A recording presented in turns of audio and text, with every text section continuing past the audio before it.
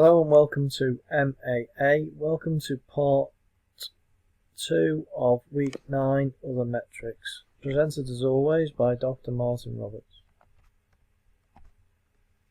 Okay, so again, what we're looking at is non-financial performance indicators. I'm going to give you in this section a few more examples of quite what we mean. So it can be things like number of units sold, labour and machine hours used, number of passengers carried, number of overdue debts collected. Again, let's use Tesco for a bit of an example. There you go, is that what they've got there is how many club card customers they have, how many stores across the group, and like it says, is it shows them management information in relation to customer habits, trend and performances. Okay, and what it also then shows is how customers interact with the business. So nearly 60% are using 2 channels to interact with Tesco's, either going in store or going online, and of course again that provides direction for Tesco's management.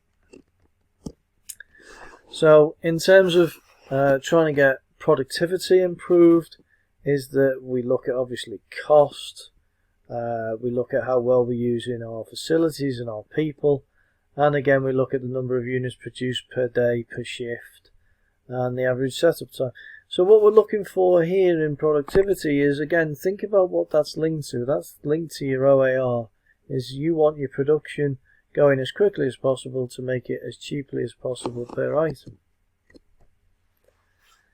If we want to look at quality service, we look at things of number of units rejected, number of customer complaints. I mean, all of this is fairly obvious, and this list here is not totally exhaustive. You can think of many things that are related to quality and you as a business would wish to measure.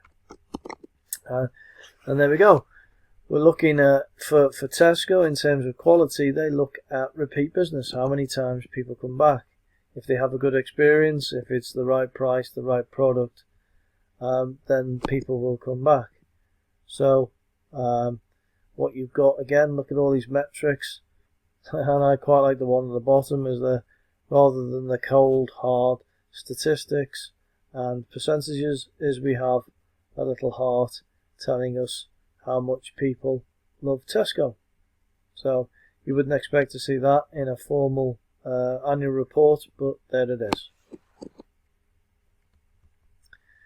Okay, and we've just mentioned customer satisfaction, and again, related to quality, average time it takes to respond to their customer complaint or inquiry, the satisfaction, and really the number of positives. This is a new thing, is social media is being used more and more to sell products. So I don't know whether you looked at the news recently, is the Ruskin University based in Anglia, which is sort of Norwich way, is that they use social media influencers to sell their courses, even though the social media influencer had not been to that particular university, which is just shows you now the power of social media.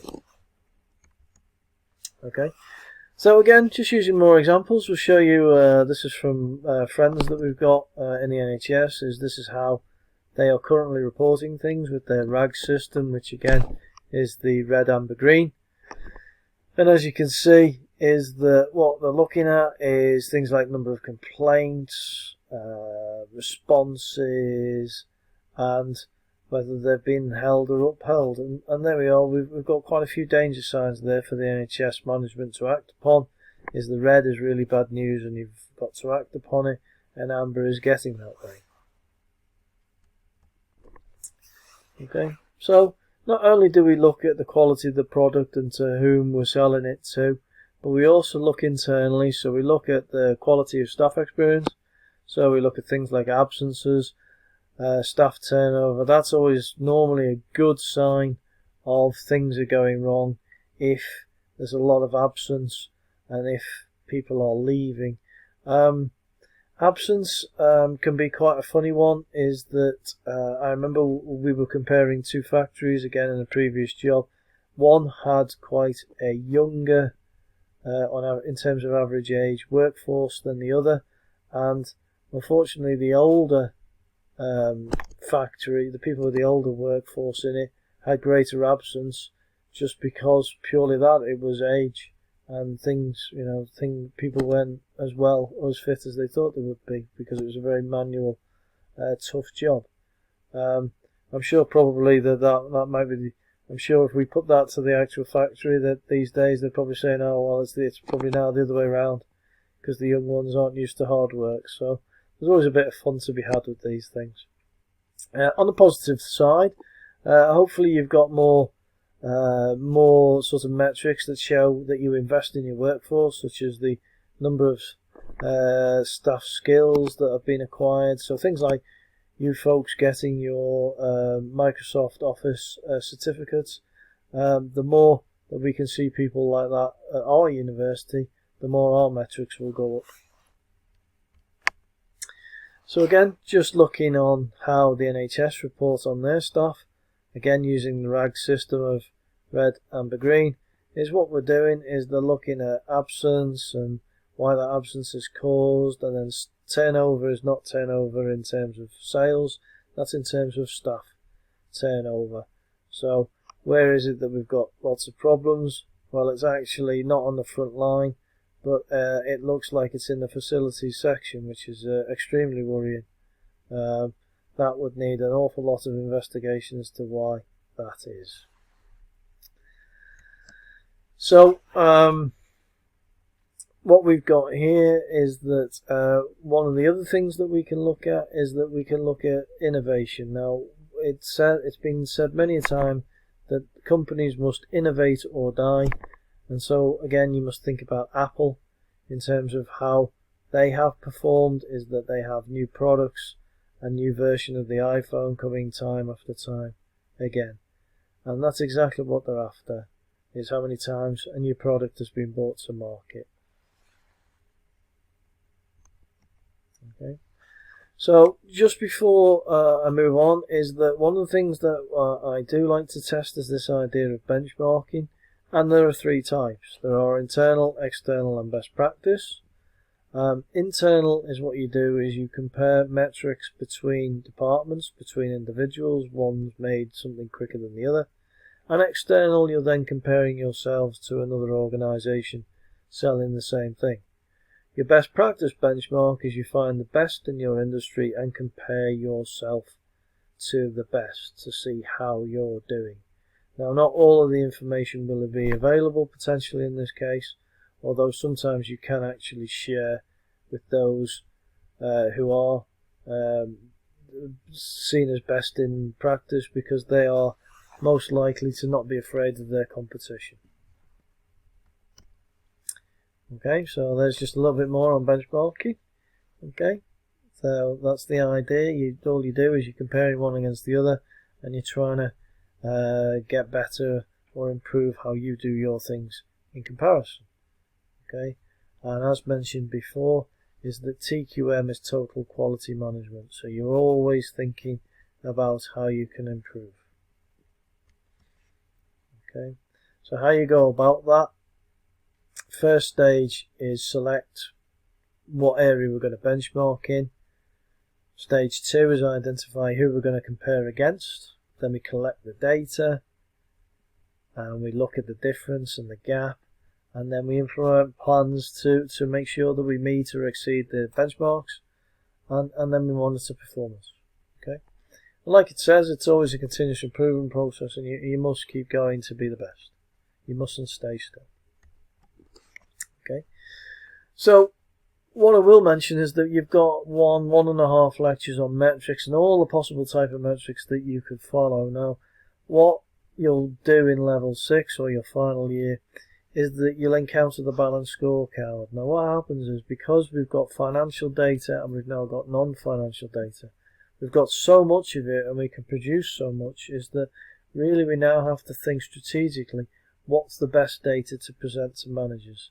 So the balanced scorecard was invented to put all our measures into 4 perspectives: financial, customer, internal business, and learning and growth. So financial is purely about the numbers. Customers is exactly that, looking about how we can measure our customers. Internal business is how we go about things internally.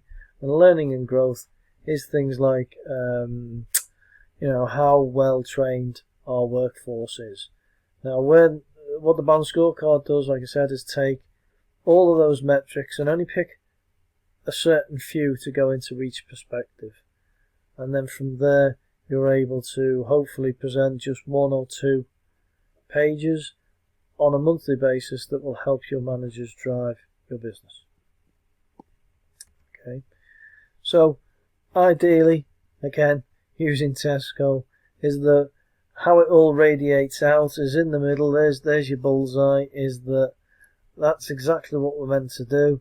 Is we're meant to make what matters better together. And then from there, it then radiates out. So then they've got 4 things that they see as important. So they want to sell, they want to see what they're doing internally, they want to see what they buy, and how they move.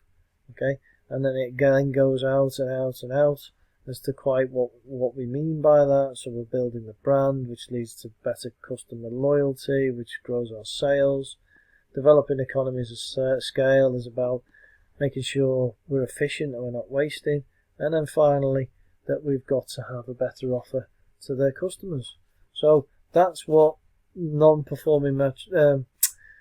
performance metrics are meant to do. Non-financial metrics are meant to do alongside the financial metrics is start with the core purpose and make sure that the metrics spread out to make sure that we're all in line and we all achieve goal congruence. Okay, I'm going to leave you with one more slide, and that's just showing you CIMAs. Okay, so hopefully you're all aiming to either be with CIMA, ACCA or ICAEW, and that's the 4 principles that at least CIMA are based on, and ideally that's what you need to focus on as you leave here, graduate and go along the accountancy route in whatever form. You must really think about these 4 ideas or principles and try and stick to them. That's what we're here to do. Okay, so I'll leave you with that to read. Hopefully you become inspired by it and think about those 4 ideas that I'm going to take away and live by. And so enjoy, and we will see you soon for the following week.